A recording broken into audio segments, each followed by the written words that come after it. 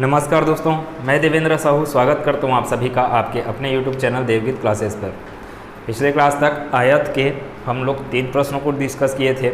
आज चौथा, पांचवा, छठवां प्रश्न कवर करेंगे और उसके बाद समचतुर्भुज के बारे में जानेंगे और उसके अंतर्गत प्रश्न को देखेंगे। आपके एग्ज़ाम में कैसे कैसे प्रश्न बनेंगे उसको देखेंगे। ठीक है, क्लास स्टार्ट कर रहा हूँ मैं इस चौथे प्रश्न के सॉल्यूशन के साथ। आपको आयत का क्षेत्रफल पता होना चाहिए, लंबाई गुना चौड़ाई। आयत का जो विकर्ण है, अच्छा लंबाई को आप a मान रहे हो और चौड़ाई को b मान रहे हो, तो आयत का जो विकर्ण है तो विकर्ण के बराबर क्या होगा, a square plus b square. ये किसके अंदर में रहेंगे, टोपी के अंदर। टोपी मतलब कि वर्गमूल के अंदर में रहेंगे। ठीक है, एक बार फिर से बोलता हूँ मैं क्या क्या बोला। एरिया, आयत का एरिया क्या हो जाएगा, लंबाई गुना चौड़ाई। और क्या चीज़ है, विकर्ण d बोलो, विकर्ण d या d1 इक्वल्स टू d2, क्योंकि दोनों विकर्ण क्या रहते हैं, समान। Under root of a square plus b square. इससे पहले का क्लास नहीं देखो तो फिर नहीं समझ में आएगा आगे। और क्या चीज़ है, इसका पेरीमीटर निकाले। पेरीमीटर क्या होगा, 4 साइड्स से हैं तो 4 पेरीमीटर क्या होगा, 2a प्लस b हुआ था, 2a प्लस b। ठीक है, अब मैं प्रश्न चौथे में चल रहा हूँ। बहुत अच्छा प्रश्न है, ध्यान दीजिएगा। क्या लिखा है, एक आयताकार चादर। ये क्या है, एक आयताकार चादर है की चौड़ाई ये हो गया, लंबाई इधर का साइड हुआ। आयताकार चादर की चौड़ाई उसकी लंबाई की 3/4 है। अगर मैं लंबाई को मान लो L मान रहा हूँ या A, आपकी इच्छा जो है। ठीक है, यहाँ पे लंबाई को A बोले हैं तो क्या किया जाए, A मान लिया जाए। लंबाई हो गया A, तो चौड़ाई क्या बोला जा रहा है, चौड़ाई उसकी लंबाई की 3/4। तो चौड़ाई क्या हो जाएगा, 3/4A। 3/4A इधर, तो इधर भी 3/4A, यहाँ पर A तो यहाँ पर भी A। अब क्या बोला गया है आगे प्रश्न में, यदि 220 रुपये प्रति मीटर स्क्वायर। अब मीटर स्क्वायर किसका मात्रक रहता है, क्षेत्रफल का। तो हर एक क्षेत्रफल पे 1 मीटर स्क्वायर क्षेत्रफल में चादर को रंगने का कीमत कितना दिया है आपको, 220 रुपये। यदि 220 रुपये प्रति मीटर स्क्वायर की दर से चादर को रंगने की लागत कितना दिया गया है, 23,760 रुपये है। तो चादर की चौड़ाई क्या है, चादर की चौड़ाई को आप क्या बोले हो, 3/4A। तो आपको आंसर बताना है 3/4A का। समझ में आया क्या इतना प्रश्न, कि आपको सबसे पहले क्या करना पड़ेगा, एरिया निकालना पड़ेगा। एरिया 1 मीटर स्क्वायर के साथ कितना रुपए है, 1 मीटर स्क्वायर चादर को रंगने का कीमत कितना है, 220 रुपये प्रति मीटर स्क्वायर।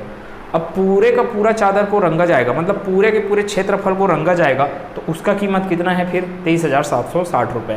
तो मैं प्रश्न को बना रहा हूँ, ध्यान से देखते रहिएगा। सबसे पहला मेरा काम क्या रहेगा, एरिया निकालना। एरिया निकालूंगा तभी मेरे पास आगे चीज़ें जा सकती है। एरिया क्या होगा, लंबाई गुना चौड़ाई। तो A × 3/4A क्या बन गया आपके पास, एरिया 3/4A स्क्वायर। ठीक है, अब देखो ये तो एरिया है और ये बोला गया 1 मीटर प्रति स्क्वायर का लागत कितना है, 220 रुपये।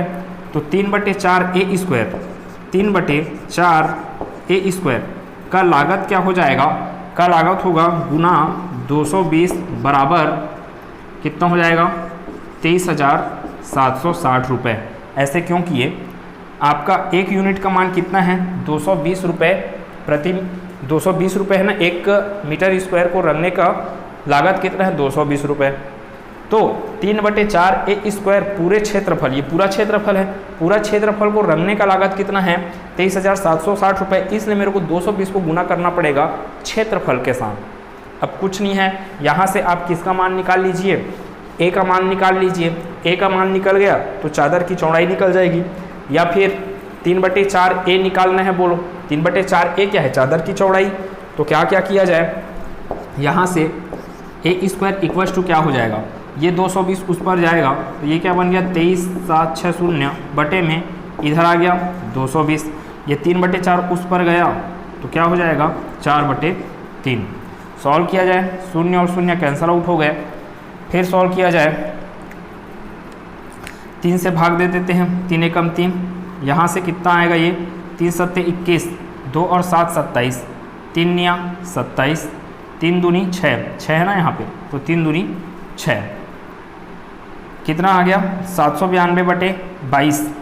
चाहो तो और सॉल्व कर लो, इसको छोटा करना है तो ये 4 से भाग दे दो, 2 से भाग दे दो, 2 दूनी 4, और ये 11 बार में भाग दे दो, क्या बच गया अपने पास 792 गुना 2/11। 792 भी 11 से भाग जा सकता है। देखो आपका पॉइंट में कैलकुलेशन नहीं आने वाला, क्योंकि ऑप्शन आपको कैसे दिया, पॉइंट में नहीं दिया गया है, मतलब ये पूरा का पूरा डिवाइड हो रहा होगा। कौन सा 792 किससे 11 से, तो कितना आएगा 11 एकम 11, और यहाँ पे आएगा 11 छके 66, मैं यहाँ पे कहीं लिख रहा हूँ 11 छके 66, इधर 2 आया हुआ है, ध्यान देंगे 11 छके 66। अब फिर अपने पास 13 बच गया यहाँ पे 13, और ये क्या है, अच्छा सॉरी 11 सत्ते 77 ना, 66 बोल रहा हूँ, 11 सत्ते 77, यहाँ पे बचा 2, 2 और 2 22, तो 11 दूनी 22, 79, ये कैंसल आउट होके कितना दिया 72 ना, 72 गुना 2, ठीक है 72 गुना 2, ऊपर में चल रहा है, इधर क्या चल रहा है ए स्क्वायर, तो इसको कैसे लिखा जा सकता है ए square equals to 72 Guna 2।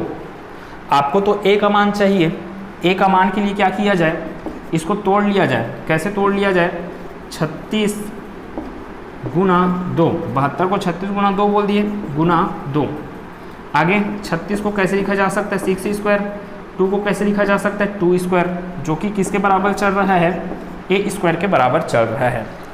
A square बराबर आपके पास क्या मिल गया 6 स्क्वायर इंटू 2 स्क्वायर। अब इसको अगर सॉल्व करोगे आगे तो ए का मान कैसे मिलेगा, ए का मान मिल जाएगा, देखो 2 और 2 घात में है, अगर घात समान है और दोनों आधार क्या है गुना में है, तो आधार अलग से गुना हो जाएंगे, घात सिर्फ बचेगा 1, घात 1 मतलब कि सिर्फ 2 बचेगा ना, दोनों में का घात क्या देगा आपको सिर्फ 1 घात देगा, और ये जो गुना में है 6 और 2 दोनों क्या हो जाएंगे गुना, तो 12 का घात 2, ठीक है, इसका मान कितना आएगा 12 का घात 2, किसके बराबर चल रहा है ए के घात 2, ए के घात 2 बराबर 12 का घात 2, घातें समान हैं तो आधार का तुलना हो जाएगा, तो ए बराबर यहाँ से क्या मिल जाएगा आपको 12, ए का मान मिल गया 12, ए का मान क्या मिल गया 12, तो यहाँ पे सॉल्व किया जाए, ए का मान कितना है 12, तो 3/4 ए का मान क्या हो जाएगा 3/4 गुना 12, 4 तिया 12, 3 तिया 9, तो 9 मीटर क्या हो जाएगा प्रश्न का सही उत्तर ऑप्शन नंबर डी। अब देखिए 5वां प्रश्न क्या लिखा हुआ है वहाँ पे, यदि एक आयत की प्रत्येक भुजा को 20% बढ़ा दिया जाए तो क्षेत्रफल में कितना प्रतिशत वृद्धि होगा। इस प्रश्न को मैं बता चुका हूँ, ऐसे टाइप के प्रश्न आपको कैसे सॉल्व करने हैं। ये क्या है आपका आयत है, ये ए है, बी है, ये बी है और ये ए है। ए को बढ़ा दिया जाए कितना प्रतिशत 20%, बी को बढ़ा दिया जाए 20%, समझ आ रहा है, दोनों भुजाओं को बढ़ा दिया जाए, मतलब चारों भुजाओं को क्या कर दिया जाए बढ़ा दिया जाए, कितना प्रतिशत 20%, तो क्षेत्रफल में कितना वृद्धि होगा। तो इसके लिए डायरेक्ट फार्मूला बताए थे, क्या चीज़ है प्लस माइनस ए प्लस माइनस बी प्लस फिर इधर प्लस माइनस ए इंटू प्लस माइनस बी, ठीक है, डिवाइडेड बाई 100। अब ए का वैल्यू क्या दिख रहा है आपको, बढ़ रहा है ना, हमेशा क्या हो रहा है बढ़ रहा है, कितना प्रतिशत बढ़ रहा है 20%, तो ये क्या आएगा ए का भी वैल्यू क्या हो रहा है +20, बी का वैल्यू भी क्या होगा +20, प्लस ऊपर में क्या आएगा +20 गुना +20, ये सब लिखने की जरूरत नहीं है प्लस वगैरह, ठीक है, बार बार सामने में, तो ये क्या हो जाएगा बटे में क्या है 100, तो ये कितना हो गया 40, 20 और 20 40, सॉल्व किया जाए यहाँ से 20 गुना 20 करोगे तो 400, 400 बटे 100 क्या दे देगा आपको 4, 40 + 4 कितना हो गया 44%, फटाक से आपके पास आंसर है। अब आप कमेंट सेक्शन में बताइए 6वें प्रश्न का उत्तर। सेम प्रश्न है लेकिन क्या करना है यहाँ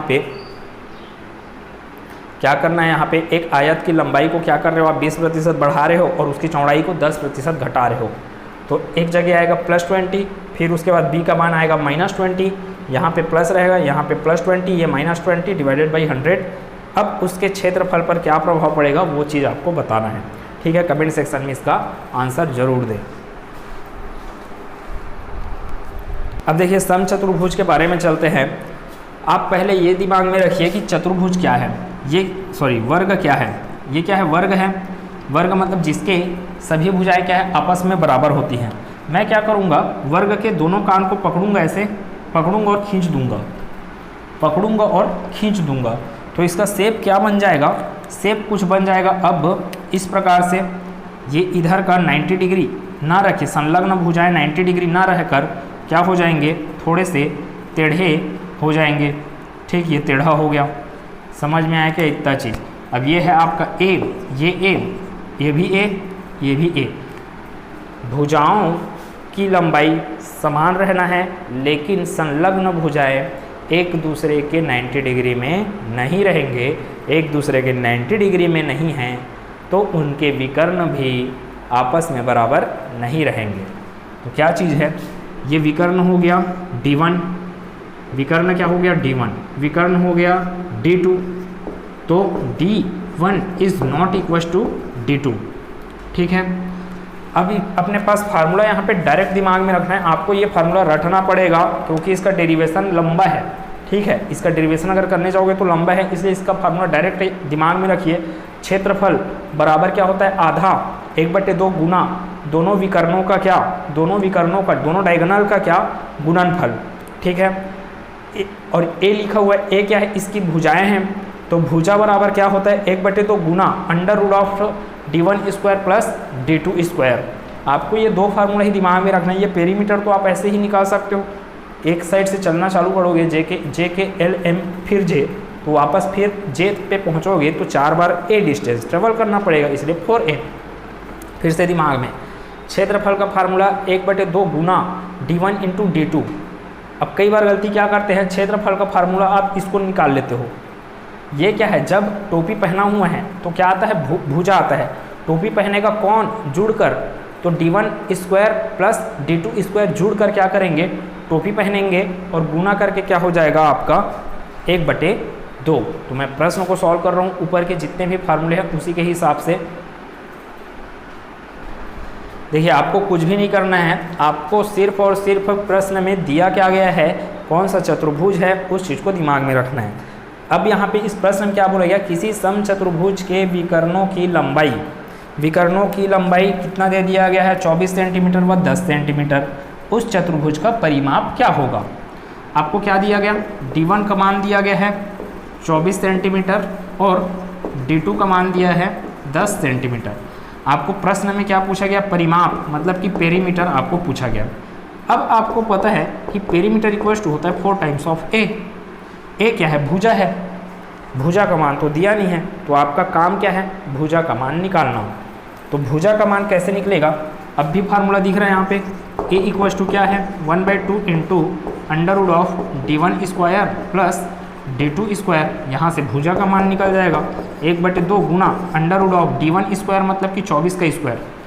24 का स्क्वायर होता है 576। आपको बोला था मैं 30 तक का वर्ग याद रखिए। 576, 10 का स्क्वायर क्या होगा? 100। ठीक है, ये क्या बन गया आपका? 676। 676 का वर्गमूल ना, और गुना में क्या चल रहा है? इधर करते हैं, 1/2 गुना 676। ठीक है, ये किसके बराबर है? ए के बराबर ना। अब आपको ये भी याद रहना चाहिए 676 किसका वर्ग होता है, या फिर 676 का वर्गमूल क्या होता है? तो वो क्या होता है? 26 का स्क्वायर क्या होता है? 676, या फिर 676 का वर्गमूल कितना होता है? 26 होता है। ठीक है, तो 1/2 गुना 26, ये कितना हो गया? 13। तो ए इक्वल टू कितना मिल गया? 13। आपको पेरीमीटर चाहिए तो 13 का मान एक जगह रख देंगे, 13 चौक 52, अपने को आंसर मिल जाएगा ऑप्शन नंबर ए। सरल सरल प्रश्न रहेंगे, फार्मूला याद नहीं है तो प्रश्न बिल्कुल सॉल्व नहीं होने वाले हैं। दूसरे प्रश्न की बात किया जाए, दूसरा प्रश्न, सबसे पहले प्रश्न को अच्छे से पढ़िए। आपको समझ में आना चाहिए कि प्रश्न में दिया क्या है, निकालना क्या है। अब दिया और निकालने के बीच में एक दिमाग क्या डेवलप होता है कि निकलेगा कैसे, निकलेगा कैसे, तो उसके लिए आपको याद रहना चाहिए फार्मूला, तब तो आपको समझ में आएगा कि निकलेगा कैसे। ठीक है, यदि किसी समचतुर्भुज का परिमाप, सबसे पहली बात यही कि कौन सा चतुर्भुज दिया गया है, समचतुर्भुज दिया गया है, तो फार्मूला कौन सा आना चाहिए, समचतुर्भुज वाला। यदि किसी समचतुर्भुज का परिमाप पेरीमीटर दे दिया गया कितना 40 सेंटीमीटर तथा उसके विकर्ण का मान 16 सेंटीमीटर तथा उसके एक विकर्ण का मान कितना होगा, दोनों विकर्ण का मान नहीं दिया है तो एक विकर्ण का मान कितना दे दिया है आपको 16 सेंटीमीटर। तो समचतुर्भुज का क्षेत्रफल निकालना है आपको। देखो दिया क्या क्या है प्रश्न में, पेरीमीटर दिया गया है। अब पेरीमीटर आप जानते हो कि 4 टाइम्स ऑफ ए होता है, जो कि किसके बराबर दे दिया गया है 40 है ना, पेरीमीटर का मान 40, तो 40 किसके बराबर हो जाएगा 4a के। तो यहाँ से निकल जाएगा आपका ए का मान होगा 10 सेंटीमीटर। ठीक, इतना चीज़ हो गया अपने पास।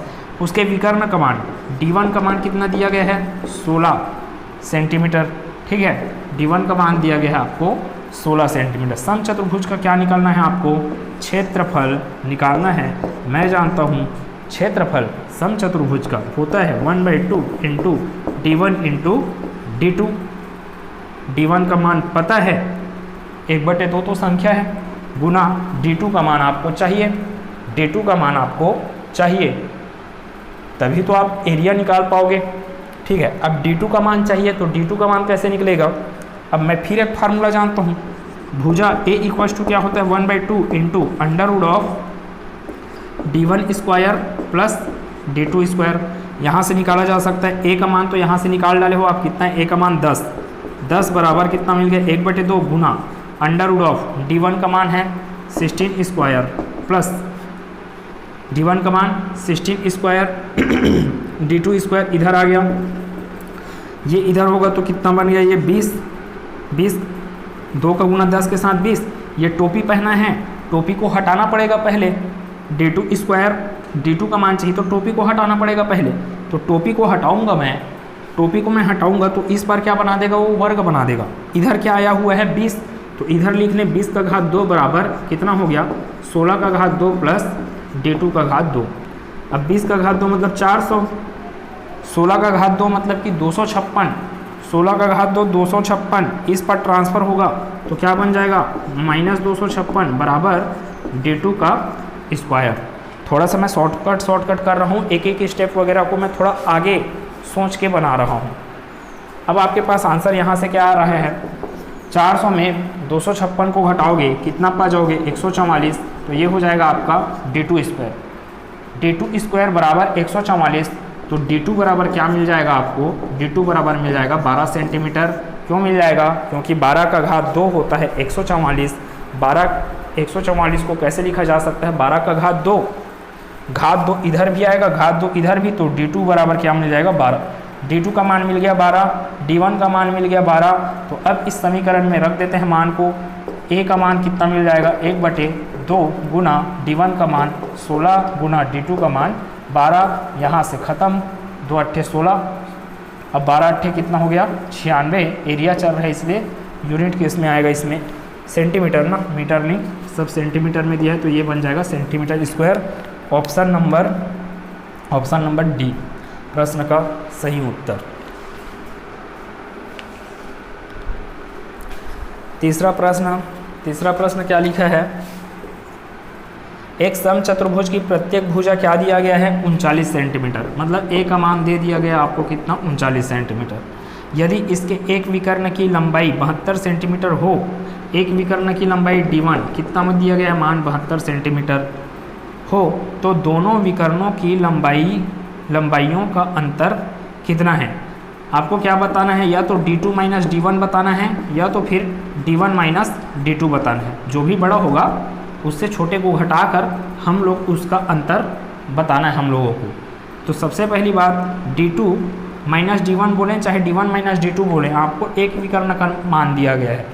दूसरे विकर्ण का मान कैसे निकाला जा सकता है, a के फार्मूले से। मैं जानता हूँ a का फार्मूला क्या होता है 1/2 into √d1 square plus d2 square. क्या हो जाएगा यहाँ से, a का मान कितना है 39, तो 39 बराबर 1/2 गुना d1 स्क्वायर मतलब कि 72 का स्क्वायर, d1 स्क्वायर मतलब कि क्या हो गया 72 का स्क्वायर प्लस d2 का स्क्वायर। d2 का मान निकालना है, यहाँ से कितना हो जाएगा 39 का गुना 2 करोगे कितना आ जाएगा 78। ठीक है, बराबर देखो ये टोपी पहना हुआ है, इधर लाएंगे टोपी को तो ये क्या बना देगा सामने वाले को स्क्वायर, तो इधर बच जाएगा आपके पास 72 का घात 2 प्लस d2 का घात 2। काम क्या अपना 72 का घात 2 और 78 का घात 2 का मान निकालना है अपने को। देखो कैसे निकाला जा सकता है, 72 को कैसे लिख लो आप 70 + 2 का स्क्वायर a + b का स्क्वायर। 78 को कैसे लिख सकते हो आप 80 माइनस 2 का स्क्वायर। ऐसे करके निकाल लो, जल्दी से निकल जाएगा। 7 × 7 = 49 है ना, a² + b² प्लस 2ab। 70 दूनी 140, 140 दूनी 280। तो आपका 72 का स्क्वायर कितना निकाल रहा है 4, ये 8, 49, 2, 51। ठीक है। इसका और एक मेथड है टांग फैलाने वाला मेथड, ट्रिक वाला। वो ट्रिक यहाँ पे अभी नहीं बताया जा सकता, तो ट्रिक के लिए डायरेक्ट बोल भी देंगे। कितना आएगा 5184। इसका आया, किसका बोल रहे हैं 72 का, 72 का 5184। ट्रिक का क्या बात है, ट्रिक नहीं है वो, ट्रिक क्या है इसी से आया हुआ है। 78 के लिए कर रहा हूँ मैं अगर, तो ये 78 का स्क्वायर निकालना है, तो मैं क्या करूँगा 3 टांग फैला दूँ किसका 78 का। इकाई अंक क्या है 8, 8 का घात 2 कितना देगा 64, 64 का 4, हासिल आया है 6। अच्छा 78 का स्क्वायर निकाल रहे हो ना, हासिल 6 को ध्यान रखिएगा। 8 का गुना 7 से 8 × 7 = 56, या तो फिर 8 दूनी 16, 16 × 7 = 112 करके आएगा। ठीक है, 16 × 7 = 112, 112 और 6 कितना हो गया आपका 118। 112 और 6 कितना हो गया 118। 118 में 11 बचा शेष, 7 का घात 2 49, 49 और 11 कितना हो गया आपका 60। मतलब कि आपका 78 स्क्वायर कितना हो जाएगा 6084, 6084। ये ट्रिक के माध्यम से था। Plus d2 square 6084 minus 5184 equals to क्या मिल जाएगा आपको d2 स्क्वायर मिल जाएगा। d2 स्क्वायर ना अभी, और इसको क्या करना है टोपी पहनाना पड़ेगा d2 का मान जानने के लिए। तो 6084 में से 5184 को घटा देते हैं, कितना बचेगा अपने पास बच जाएगा 900 ना, d2 स्क्वायर। भाई 84 में 84 गया 0, 60 में 51 गया 9, 900 बच गया। ये d2 स्क्वायर का मान है, इसलिए d2 का मान कितना मिल जाएगा 30, क्योंकि 900 क्या होता है 30 का स्क्वायर होता है। तो d2 का मान कितना मिल जाएगा 30 सेंटीमीटर। प्रश्न हम पूछा गया आपको विकर्णों की लंबाइयों का अंतर। d2 का मान आया है 30, d1 का मान आया है 72, मतलब कि d1 माइनस d2 72 माइनस 30 अर्थात 42 सेंटीमीटर प्रश्न का उत्तर है। उम्मीद है पूरा सॉल्यूशन समझ में आया होगा। कुछ नहीं है, सिर्फ और सिर्फ फार्मूला है, और फार्मूले के हिसाब से ही अपने को क्या चीज़ दिया गया है, क्या चीज़ निकालना है और वो निकलेगा कैसे, इस चीज़ का ज्ञान आवश्यक है। उम्मीद है सब चीज़ समझ में आया होगा, और अगर सब चीज़ समझ में आ रहा है तो वीडियो को लाइक कीजिए, ज़्यादा से ज़्यादा इसको शेयर कीजिए। सब्सक्राइब नहीं किए तो सब्सक्राइब कर लीजिएगा, बेल आइकन को क्लिक कर लीजिएगा। देखिए इसके बाद मैं एक लास्ट क्लास लूँगा आपके शिक्षक भर्ती वाले क्लास के लिए। क्या क्या चीज़ छूटेगा आपका, मैं सहायक शिक्षक का पूरा सिलेबस कवर कराया हूँ। आपका जो शिक्षक वाला जो सिलेबस है उसमें आपका क्या चीज़ छूट रहा है गणित में ना, गणित में क्या चीज़ छूटेगा आपका, एक इकाई दिया घातांक को मैं बताया पूरा। अब इसमें मैं बीजी व्यंजक, गुणनखंड और समीकरण इसको मैं छोड़ूंगा, इसको आपको पढ़ना है। श्रेणियाँ को मैं अभी के लास्ट क्लास में कवर करूँगा। समांतर श्रेणी तथा गुणोत्तर श्रेणी, nवां पद, n पदों का योगफल, या तो एक क्लास में कवर हो जाए या ज़्यादा से ज़्यादा 2 क्लास में कवर हो जाएगा। और आपका छूटेगा ये रेखा तथा कोण। इन चैप्टर को आपको करना है, जहाँ से भी पढ़ रहे हो आप अपने हिसाब से उसको पढ़ते जाइए। बाकी सब चीज़ को मैं कवर करा चुका हूँ। आगे के क्लास में मिलेंगे जहाँ पे हम लोग समांतर श्रेणी पर आधारित प्रश्नों को देखेंगे। खुश रहिए, मस्त रहिए, अच्छे से पढ़ते रहिए। धन्यवाद।